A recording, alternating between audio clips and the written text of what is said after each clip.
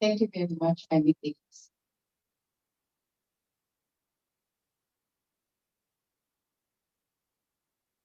UP Manila Chancellor, Dr. Provincita Padilla, UP College of Nursing Dean, Sheila Benito, um, Miss Cecily Kayo, UP College of Nursing and Alumni Association President, the Regent, Mr. Carl Ramonta, NCP of the Philippine Board of Nursing, officials of the UPCN and the UPCN AAI, distinguished guests, ladies and gentlemen, magandang hapon po sa inyo. It is always a privilege and an honor to speak before my unang mga UPN. As I said, I've been to UP Manila many times, but every time it is always an honor. It is totally an honor to speak uh, in an event that honors the life and work of your founder, first dean, Rita Sate. That I didn't know her at all before. But when I received your invitation, I took account of her illustrious career. And I was in awe not only of many achievements, but her determination, her tenacity, and her courage um, to break through the barriers of success during her time was truly very inspiring. Minsan was truly a woman ahead of her time. Her commitment to dear vocation was instrumental not just in building her career, but it was also instrumental in establishing her institution and in a broader sense, the nursing profession in the her bravery and persistence resembles healthcare professionals today. Despite the odds, despite the limitations, you have given so much of yourselves to patients and the public that you swore very that you swore to serve. One incident comes to mind. During the early morning of May 16 of 2021, a fire broke out in BJH, if you remember. I remember that so well because I was in a graveyard shift. Nag-graveyard shift ako sa abay. And reports started coming in of the fire. So because we had a disaster team in the office, I asked the team to monitor. And they were saying PGH needed industrial fans to find smoke because the environment was covered in smoke already. So I remember I tweeted about it. And when I tweeted about it, they posted calls being made by PGH asking for industrial. And a lot of people responded to the calls. In fact, we were able to bring here a number of industrial fans. Not nearly enough perhaps at that time, but it was a big help. Many other people also responded. But what I remember very well was that when I when I did make when I tweeted about it, a nurse was taking the PGH asking for asking for oxygen for the use of the environment because she said that some of the leaders of the learning setups it was a big help. That was any other way. She was but people were saying that airport needs but I make sure that the third boundaries there are safe, sound, and proper. Naalala nila naman sa video. Tapos two nurses, dati hindi pa sila magkakawa niya pa. Dr. Hinabiyang makabama and her now has husband and Manila. Both of the nurses who really acted so we went for this stuff to be the promise for service. Para lang makabasa ng natin na thinking. Tapos they were making several trips up and down, lagi lang sa quarantine. They were making trips up and down. For those who were unventilated, those who were ventilated dependent, and intubated, they on one hand to carry out their small people. There are many other stories similar to this because that was A very good example of yourself to carry out your small. There are many other stories, similar, which shows a collective commitment, patience first, lives first. And we So this commitment on full display during the pandemic. In a pandemic of that magnitude, it was so easy to get into helplessness and uncertainty. But healthcare workers stood in while the world was turning upside down, it was the crowd from behind and let us through the dark path forward. So it's courage and resolve. We already saw many examples. That's what makes people less. Diba? Nagkakaroon ng pag-asa. Yes, because there are we elected to reinvent the office of the vice president from a mere ceremonial office to an advocacy heavy office. It was like that because of the political landscape in 2016. Alam niyo naman in the Philippines, the only mandate of the vice president is what constitution allows. Because of the political landscape, natakot ako. Before I started my term, natakot ako ng masasayang 6 years for the office just doing ceremonial. So even before the inauguration, we already met. We have to make the office relevant. We do not have to content ourselves. So, ang problema natin, we had a lot of limitations. And a lot of limitations. We did not have funding. We did not have resources. And the political landscape was not in our favor. We did not have a lot of things that would require us to do more advocacy heavy programs. So kailangan namin mag-invent. And ang buhay was born. In the first few months of my tenure as vice president, the office gave birth to ang buhay. And because also of all our limitations, we designed the business to form for communities. The ang buhay must be a platform for collaboration between the communities needing help and organizations wanting to help. So, paano mag-do it? Mag-do it na kami sa mga just to give you a rundown of some of the health programs that we rolled out when I was vice president. One of the biggest that we did was a mental health program in San Remigio in Cebu. I don't know if you've heard of San Remigio. It's north of Cebu City. We were there. We visited San Remigio in the early months of my vice presidency to visit a fisher folk community. Who's there? We learned that a number this was an alarming number of residents who were being locked inside their own houses because of mental health. Yung as in, literally kinakabalan. Literally ang iba iniiwan sa parang kulungan para makatrabaho yung mga activities. So we were so bothered when we went back to Manila and met with some of the mental health associations to partner with them. So we started a mental health program. We brought together mental health advocates, mental health practitioners, and yung psychology organizations. We started a mental health program there. And actually we found a sponsor. The sponsor built a mental health facility. Yung kabutihan doon, kasi it was not just a facility, it was not just a program, but it's now being used by many other parts of Cebu, other than San Remigio. It was one of the most awarded of all the health programs, and we are very proud that we partner with them.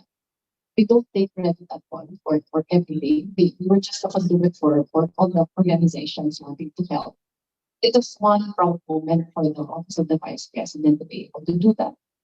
We also did nutrition and sanitation programs in a tiny island called Atutaya. I don't know if you've heard of Atutaya, but it's in the northeastern portion of Palawan.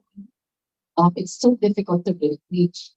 It would take you a 16-hour boat ride just to go there from Coron. So lang po ron, kasi 16-hour boat ride ka papapunta doon. When we went, all the children were stunted. The only elementary school that was there was in dire need of repair. Walang kuryente buong bayan, etc. etc. So we have been going back and forth. I've been, I've been there twice.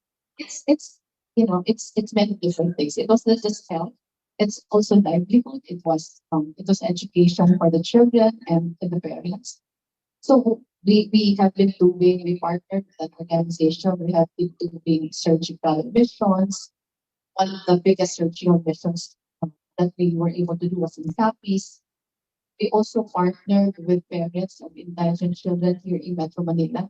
Parents of children with cerebral palsy and cancer. We have been dealing with them, helping them with gadgets so that they don't have to bring their children to the for emergency things to the hospital because they have gadgets their houses already.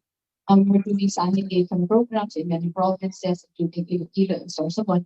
So that's pretty much it. At the end of my 6 year, we were partnering with 551 organizations already.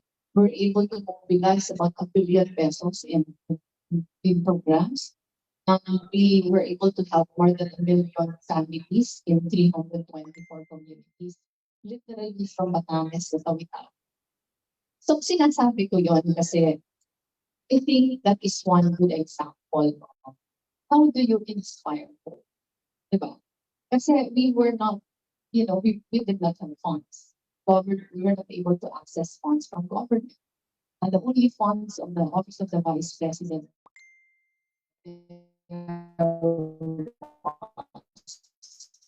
for the operation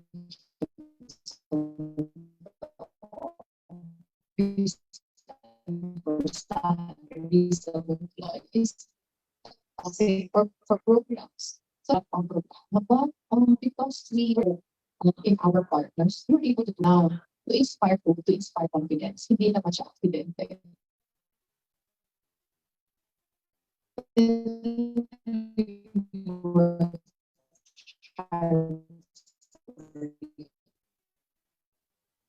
We made sure that we were very transparent in many before when I started with my kind of office and that was one proof we professionalized the office. So in less than a month after I assumed office, we're able to get the ISO certification. We were being recertified every year after that until my last year as vice president. That was the home audit report. And that was also not accidental, it was deliberate. Because we felt like our only capital was trust. Wala kaming pwede. Pero our only capital was trust. So how do we show our partners that our office is trustworthy? And aiming for an INCOA unqualified opinion was one of them. So from hindi namin na nakuha ng 2017 because we were still fixing all yung mga inabutan namin ng operations. But from 2018 until the year we ended our term, we're getting a qualified opinion from GoGoGo. We also designed our partnership in such a way na hindi kami nagsa-fundraise, na hindi kami tumatanggap ng pera. But it was, we take partners to communities and we bring the partners to the communities. We do all the groundwork, we do all the coordination, but when it comes to resources, the partners themselves bring the resources to the communities. Of course, during times of calamities like may bagyo, may lindol, kailangan ng relief packages, maraming magdodonate na pera, but when it comes to money, we always look for third parties to partner with. Para sila yung tumanggap ng pera, kami na lang nagsasabi where money is to be spent. So one such example was during the Malawi siege, a group of women, hindi ko alam kung narinig nyo na yung townswomen. Yung townswomen was trying to donate 7.5 million pesos to me. Dapat sana yung intent ng donation was, if you remember, meron akong protest case before the Supreme Court. Yung protest case ko before the Supreme Court, yun nag-file ng kaso, nag-deposit ng 65 million. Ako yung respondent, kailangan ko mag-deposit ng 15 million. Nakapamutat na ako sa kamag-anak, pero na-risk ko lang 7 million. Itong liputan ko sa Supreme Court ng 7.5 million, almost 8 million. May few times women nag-raise sila para maka-deposit ako sa Supreme Court, but I could not accept it because as government officials, we cannot accept the results, diba? And kinausap ko sila na gusto niya i-donate na lang natin sa marami because the siege just transpired and a lot of people had no houses. So we did not want to take care of the money ourselves. So we partnered with the Xavier University in Cagayan de Oro. They were the ones who accepted the money and spent the money for housing. So yung konting halaga ng translate into one to buhay village in Marawi, housing victims of the Marawi siege. So it was very deliberate on our part. Not to give any indication that we are not trustworthy. So bakit kailangan nyo because we were dependent on private sector support.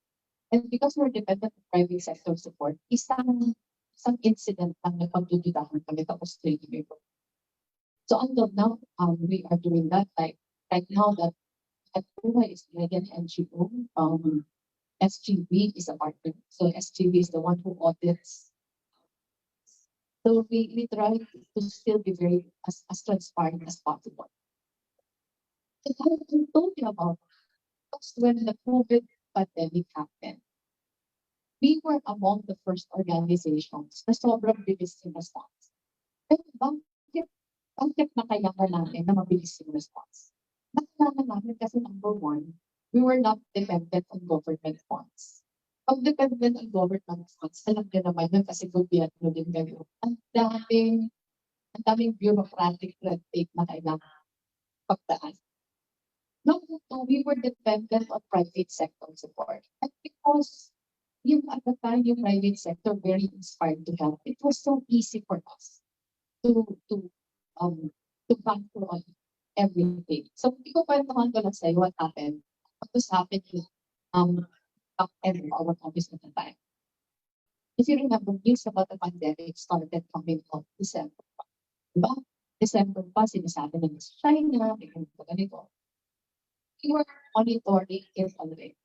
So starting early January, we were inviting experts already to the office. A lot of the experts were from PGH. We were inviting them just for us to have a sense of what to expect, just in case it was not yet a pandemic at the time, pero just in case it reaches our shores. So true enough, mabuti na lang na mag-isipan namin na makakatapan ng mga. If you recall, January of that year, nagkaroon ng taal. So during the taal eruption,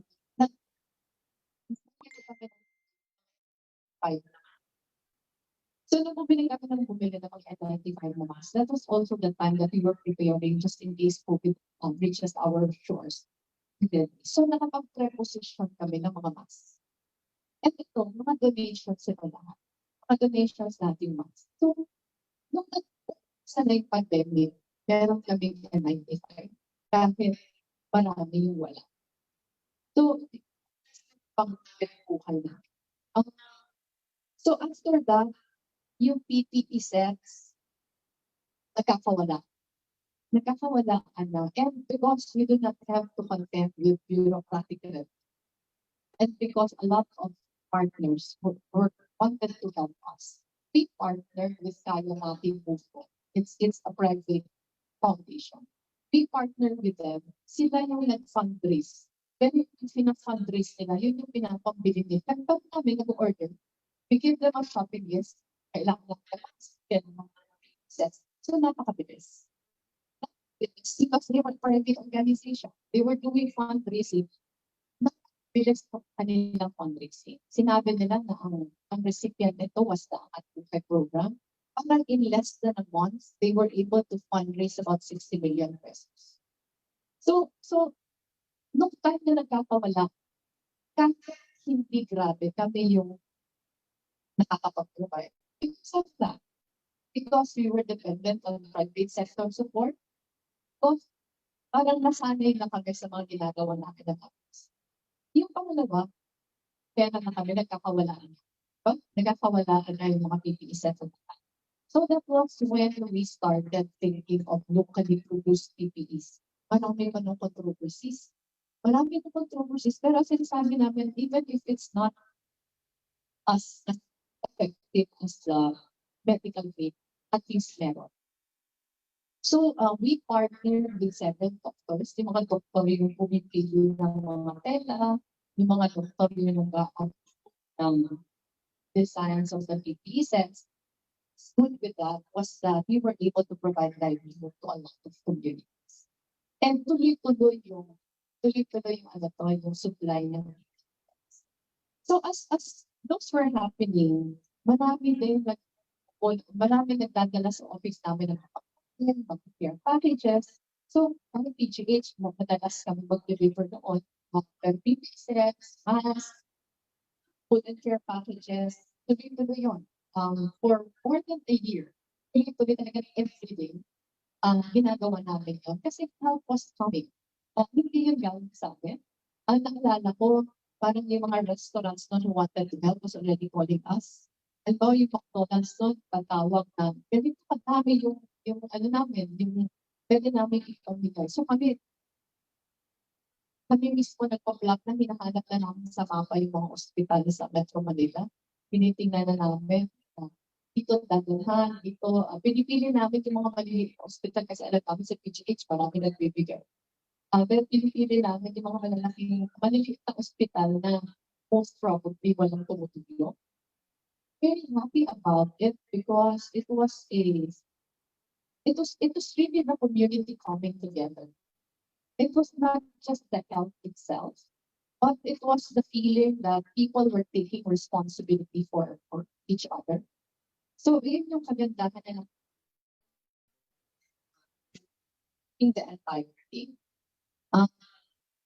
Naalala ko, bumili din kami na ng testing kits from UP. Yun, nakakaproblema ng testing kits.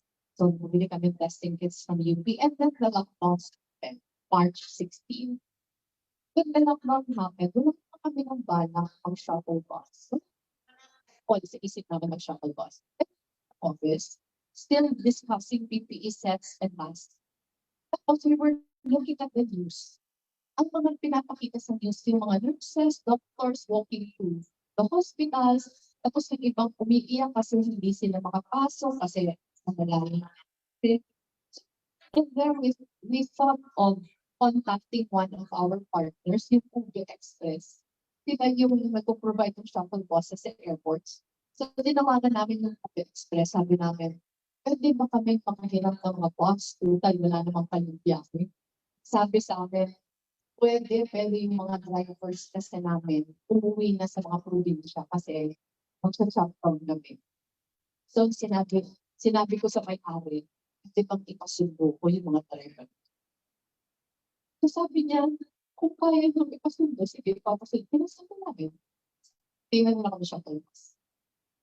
Hindi ko alam kung sino sa inyo were familiar with our shuttle buses. Pero everyday nag-adjust kami ng route sa campus. Kasi kumakapa kami noon. Sino naman may alam sa amin pang-run ng shuttle buses? Wala naman sa amin transport experts. Sinasabi ko, i-post na namin ang shuttle buses were available. At meron ang consider niya yung DOTC. Yung DOTC, nakasa namin, ano yung buses nila. Kung pag-arangin natin, tignan natin, bakit hindi napupuno? Bakit the need was there? Hindi napupuno kasi hindi alam ng tao kung ano oras tandaan. So sabi ko, kung gagayanin lang natin sila, so kung mag-shuttle buses tayo, it was difficult kasi wala naman kami doon. So naalala ko that the security detail assigned to me, sila yung mga lumabas. Nila, pumunta sila sa mga ospital asking for yung duty schedules. Kasi tinatime namin ng staffs na magpo-coincide siya sa start ng duty sa ng duty. So I think we started with 4 and we ended up with 10. Nakita din namin dati na mahirap siyang gawin, pero when you start doing something that people appreciate, help will just come. So yung first 2 days namin, ang lahat na doktor, OVP employees. Pero on the third day, ang dami na nag-volunteer. Volunteer na all. Ang iba estudyante, ang iba mga magulang na gusto lang makatulong. So, very scary time for all of us. To go out. Just the fact that people want to help something. So, akala namin mag-end na kami sa shuttle buses. Pero nung shuttle buses na kami, marami na kami mga nakakausap na mga pasahero. Yung sunod na problema, wala kaming tirahan kasi we're afraid to go back to our houses. Because we might also go on duty sa hospital. Natadala namin yung mga sakit. So, binalikan namin yung mga usual partners namin. Sa mga ibang partners namin, di ba meron kang hotel? Yung hotel mo, di ba? Gusto mo naman magpahiram. But ako, most of them were very much willing. So we were able to set up dormitories for frontliners. We had a lot, not just in Metro Manila, but also in Cebu, also in Baguio, also in Legazpi. So marami nagpapahiram. Panatid na yung ibang hotel nagpahiram, gusto na din nila magpahiram.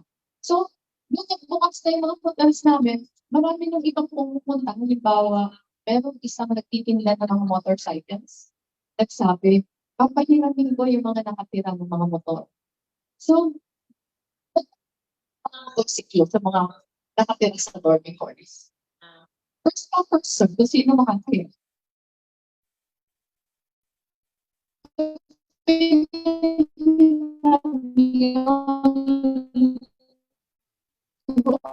Observation. And then there was another company who said, ano yung magpupros? So, focus sa guidance of learning. So, I don't know if you've heard about it, but on weekends, meron kami gupitan sessions for the frontliners in the dormitories. It was really the coming together of and sectors in society. Tapos yung IKEA nun, was just opening. Nakasarado pa yung IKEA. Pero they contributed, they gave us parang 20 shelter kits. Sabi nila, yung shelter kits, ginagamit nila sa Afghanistan. They gave us 20. Yung ginawa namin, binagpati-artian namin yung mga shelter kits sa MTTI, sa Lung Center, sa QMMC, sa Manila Doctors, sa Chinese Gen. Sa Manila Doctors at sa Chinese Gen, ginawa siyang triage fence. But in QMMC, in the Lung Center, in MTTI, ginawa siyang, ang tawag namin, Oasis Project. Kung makikita nyo, yan siya sa baba. Yung taas yung bronze yun. Then yung nasa baba, ganyan ang itsura ng shelter kits. So, ikaw dyan, kasi yung architects, yung United Architects of the Philippines, tapos interior designers, tapos landscapers, came together ang ganyan ang itsura.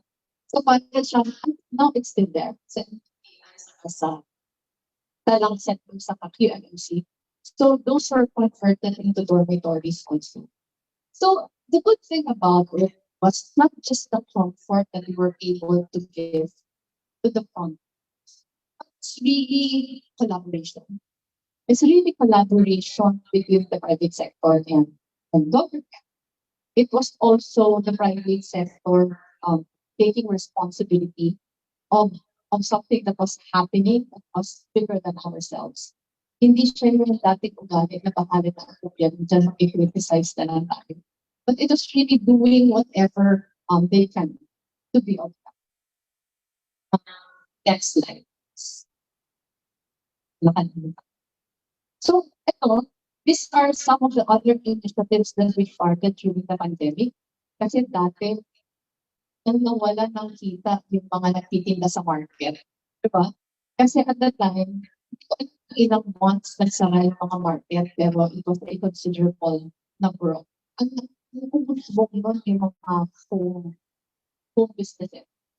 Marami nga yung mga mayayaman nag-focus dito din, pero yung mga nasa market, sila talaga yung nagre-remain. So we started doing bayanihan mart. Yung bayanihan mart, we did that in Kamuning, in Quezon City. We also did our biggest was in Pasig. Thank you to the cooperation of Mayor Fico. We also did one in Muntinlupa, and then we also did one in Zamboanga. The concept was yung mga mga tricycle drivers sa barangay. Sila yung mga delivery boys. Sila yung mga delivery boys, merong app, merong Facebook app, yung Bayanihan Mart, kung mag-order. Tapos yung mga tricycle drivers, sila yung marketers. Kukunin nila sa mga vendors sa market and then i-deliver sa mga places. And it was very, very successful at the time that we needed that. In fact, in Pasig alone, parang during the first week of operations, billion yung kita yung sa Pasig. And so many vendors and so many tricycle drivers are very, very appreciative of the project. Because pang tawid buhay. We also did other livelihood projects like yung mga naiwan sa bahay na walang kakayahan to go online, to have an online selling business, train them virtually. And then we set up a platform with a partner called iskaparate.com. So yung iskaparate.com, yung mga walang capacity to do online selling, nag-o-onboard doon para doon binibenta yung mga programs nila. We also did bayan eskwela. Yung bayan eskwela naman, it started out as a gadget donation drive. Kasi diba, a lot, especially mga college students, kailangan nila ng mga gadgets. But as you were doing the gadget donation drive already, you realize na hindi lang pala gadgets yung problema. Kasi lalo na sa mga elementary and high school, hindi sila. Hindi naman karamihan sa kanila. And ang problema, they don't have, the parents do not have the capacity to teach them at home. So we started community learning hubs. These are sanctuaries in a community where students can go to para paturo sa mga trained tutors. We produce videos. Ito napakaganda din ng pag-produce namin ng videos. Itong instructional videos online. We created a Bayanihan Eskwela channel. Ang kabutihan nitong instructional videos na daming mga creatives, ang daming mga ad agencies who volunteer and produce their own video.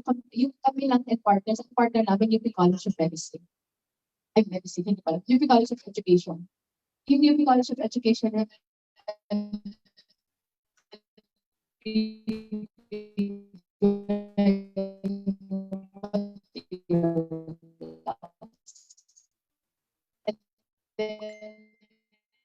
yung mga creatives yung gumagawa ng mga videos. It's still online until now sa YouTube. Tapos, ang dami mga artists na nag-volunteer just to create videos. So, at that time, we also did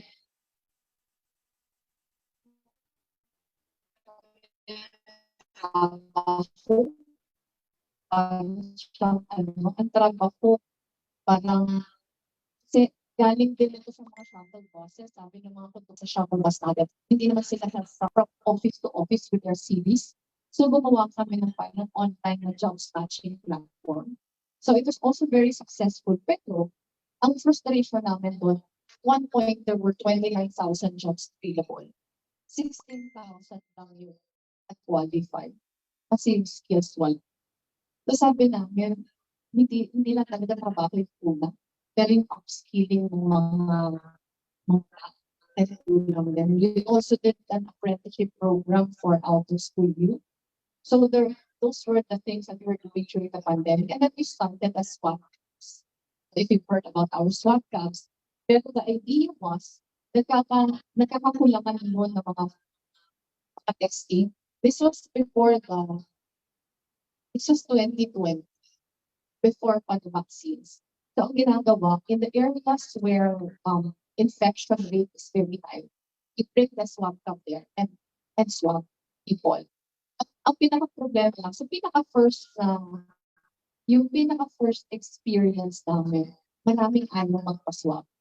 maraming ayaw magpa-swab kasi pag nag-positive sila, hindi sila makakapasok sa. So, we learned from that. So, nag-i-incentivize na kami. For every person na magpapaswab, may bigas sa kapagkain na kasama. So, marami na nagpapaswab. Tapos, pag nag-positive ka, we provide for 1 week worth of food for the family. So, nung nangyari yun, at least marami na nag-isolate. Kasi in very poor communities, kahit may nararamdaman na ay pagpakalata, baka hindi papasukin. Yung mga daily wage earners, they needed work. So, noong 2021 na, if you remember, that was one of the worst times as far as hospital capacity is concerned. Hospital congestion was sobrang grabe. Delta ba yun o Omega? Delta. I think the Delta variant. Iniisip na namin, parang we're not contented anymore with what we're doing. So sabi namin, paano ba tayo makakito sa hospital congestion? So one of the things that I thought of, bakit hindi tayo gumawa ng parang halfway na hospital? Ay yung mga walang hihintay na, pumunta sila doon para magpatay. Pero sabi ng mga professionals na kinukonsulta namin, mahirap yun. Kasi pag gumawa ka nun, kailangan mo ng personnel. So, hindi namin yung ginawa. Sunod namin na ginawa na also became very, very successful was bayanihan i-consulta. Yung bayanihan i-consulta was telemedicine platform. PGH was doing a telemedicine platform. A lot of other hospitals were also doing. Pero yung congestion kasi yung congestion ng pasyente grabe. Yung PGH, I think lang center sila yung sabi sa telemedicine. Some naman may bayan. So sabi namin, doon na lang tayo tutulong. Doon na lang tayo tutulong. Anyway, madali tayo maghanap ng mga volunteers. Pag call for volunteers, volunteers na hit ng call. I remember during the first batch of onboarding, parang 600 plus na doctors. Volunteers, some of them are not in Metro Manila. Yung iba, as far away as Mindanao, nandun, pero gusto nilang tumulong sa telemedicine. More than 1,000 non-medical volunteers volunteer. So, sabi namin, pwede na natin ito gawin. We wanted to make it accessible. And one of the things that we found out was accessible lang through Facebook and Messenger. Kasi it's available on free data. Yung lahat, hindi na accessible. Kasi kung wala silang data, hindi na sila makakita. Pero ang hirap pala. And pinasok namin to. Ang kwento ko nga parang, it was like diving into a waterless pool head first for us. Kasi akala namin madali, ang hirap din pala yung gawin. Kasi unang-una yung Facebook, hindi siya equipped to handle traffic na this big. Tapos, dahil hindi din kami marunong kumakapat. So, again, kung shuttle basa siya, na wala kaming kaalam-alam, basta gusto lang namin tumulong. Pero siguro yung lesson dito, if you really want to help, huwag mo nang i-roll out mo na kagad. Huwag mo lang hintayin ma-perfect yung model. Kasi kung mag-hintay ka ma-perfect yung model, may mga opportunities na napalampas. So, okay lang to commit mistakes, mag-adjust ka na ng alam gawin.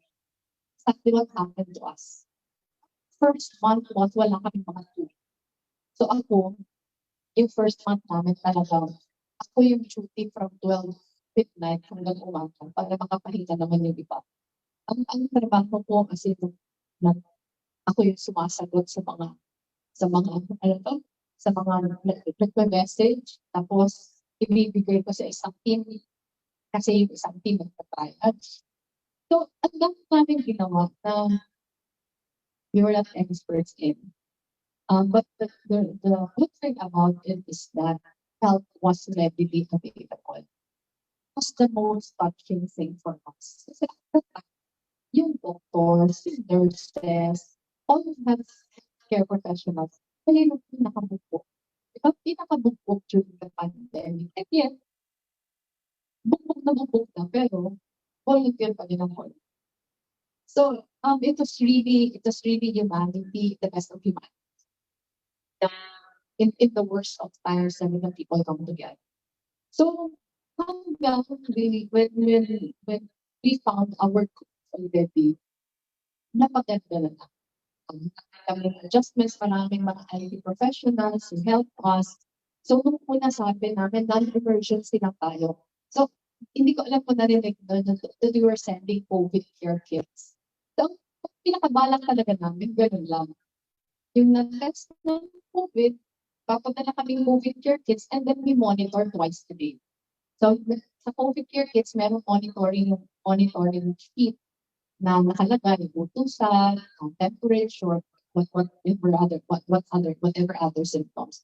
So first, ganun lang yung ng non-emergency. Pero pag yung pasyente na pinomonitor mo, biglang bumabagsak, wala ka namang choice. So tawa kami ng tawa kasi at one point, ang binibili na namin mga oxygen tanks. Sabi namin at ginagawa ng OVP sa mga oxygen tanks. Kasi yung mga hindi na-accommodate sa mga ospital, minomonitor ng doktor by telephone. Ang nung una, wala pa kami. Eventually, kasi may nag-volunteer sa amin na emergency care organization na trained na yung mga tao.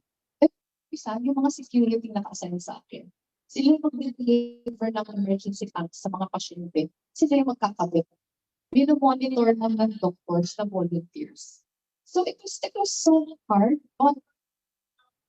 Siguro again, the lesson is emergency situations kasi you have to make do it. You have to make do. Siyempre, we have a lot of successes but also a lot of frustrations. Siyempre, namamatayan ng pasyente. Kung naalala niyo, meron one hospital commando, nandun lahat hihintay. So may mga pasyente kami na sobrang baba na ng utusan, tapos hindi pa din makakompodate ng mga ospital, namamatay along the way. It's very frustrating. At one point, meron mga anak, hindi lang kami COVID patients. Meron mga anak, sinundo ng ambulansya namin, tapos siraan pa yung ambulansya. So mga police academy moments, pero it was all part of the coming together in the community. And it was one of the best times for many.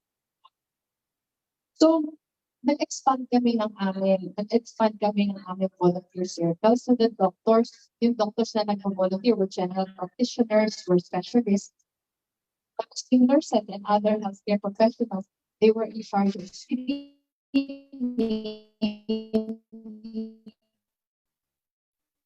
so,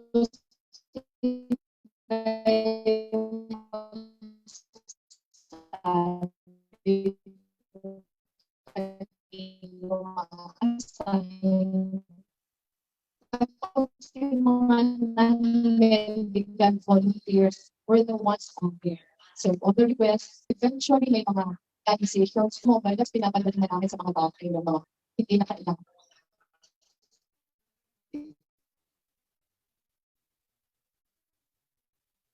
So,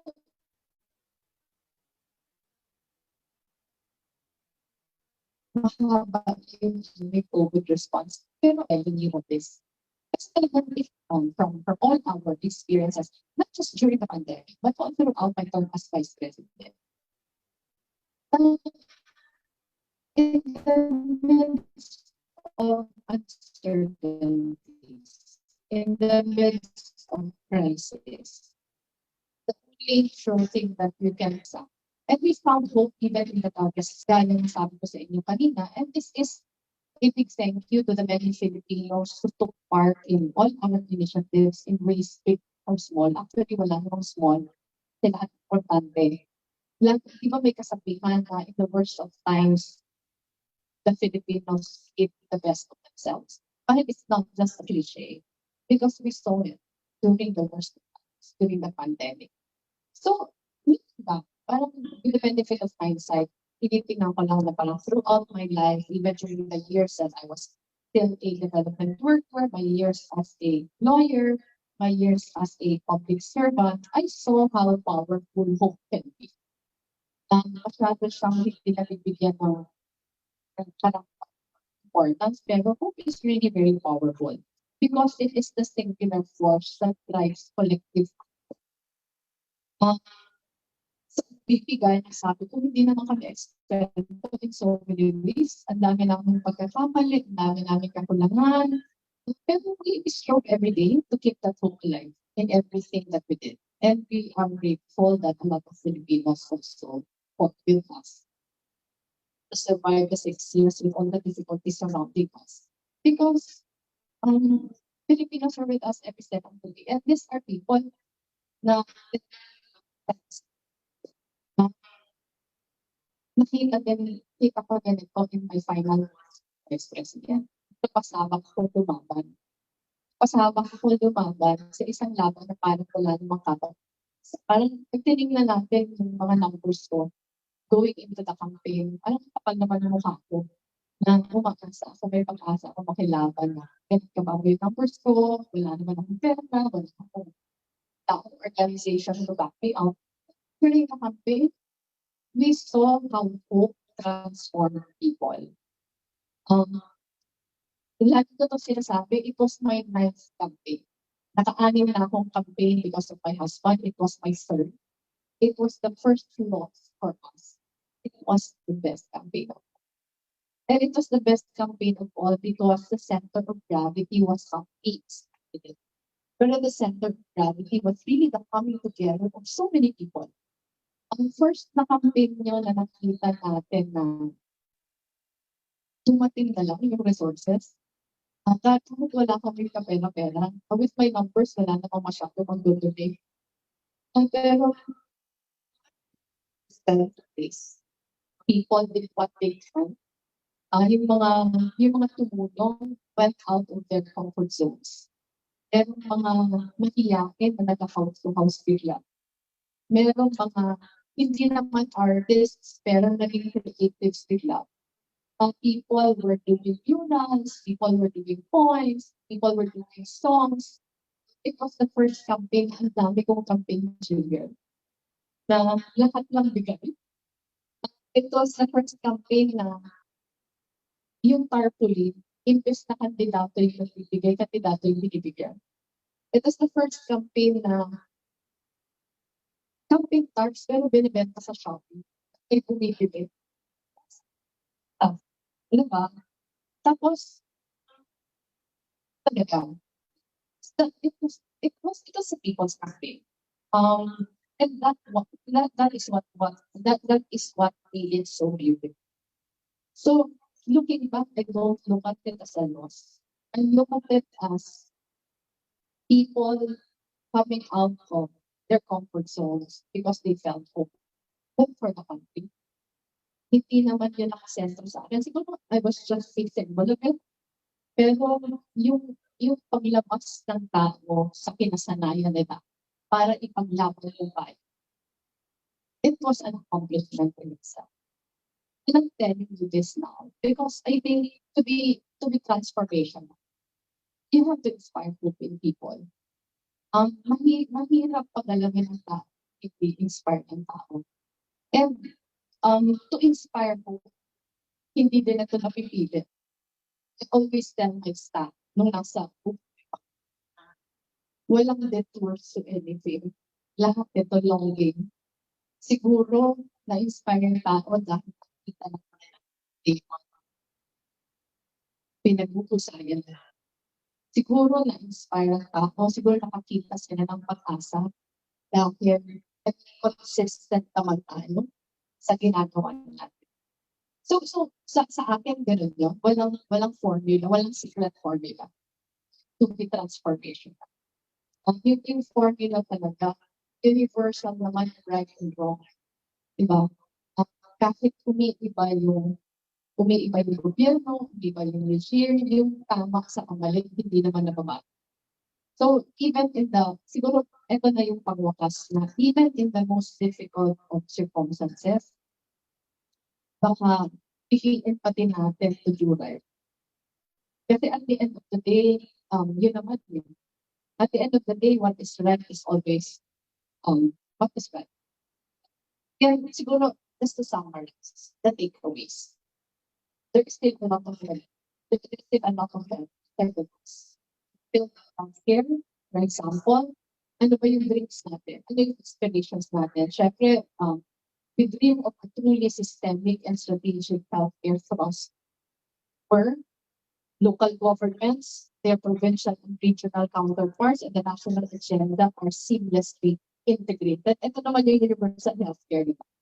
Tapos number two, we dream of healthcare professionals, barangay health workers, and everyone involved in the delivery of health services are properly compensated and given every opportunity to grow and thrive para we don't keep losing people. Tapos number three, where the collaboration between the public and the private dimensions of healthcare are already institutionalized. Kailangan institutionalized, parang pag hindi kasi sa institutionalized, chamba-chamba lang, di ba? Chamba-chamba kung mag-inspire ka ng confidence, tutulong sila, pag hindi naman, hindi sila tutulong. So we dream of that. Saka siguro pinaka-important thing to be handed down by the powers that be, but as something that our people deserve. Siyempre nakakalungkot, lalo na sa pag-patronage politics kasi may nagkakasakit sa pamilya. Pag nagkasakit sa pamilya dahil hindi naman kaya yung healthcare expenses, lalapit sa powers that be, whether barangay captain, mayor, congressman, government. Pag lumapit na bigyan ng konti, utang na loob for life. Diba? So, lagi ko itong sinasabi na, diba ang tamang sukat kung mahusay ka, the leader, ang tao hindi na kailangan lumapit kasi available na siya. See that elsewhere. We see that in many other countries. Sa ibang bansa ba, pag nagkakasakit yung pamilya, pupunta pa sila sa mayor? Hindi naman, di ba? Kasi meron program. So, that is a kind of healthcare for Filipinos na believe of na hindi na siya dependent sa nagbibigay. Na kailangan na tao na we deserve better. So, we continue pushing. So sa akin lang, I know all of us here, most of us here, are transformational in whatever our responsibilities given to us. We just have to keep pushing. Kahit minsan ang feeling natin hindi tayo appreciated, minsan ang feeling natin walang nangyayari sa sakripisyo ginagawa natin, yung pinaka-lesson of history tuloy-tuloy lang. Kasi at the end of the day, what matters most is kahit isang tao lang may patulog, malaki pa. So, maraming salamat sa inyo. Maraming salamat sa Vice President.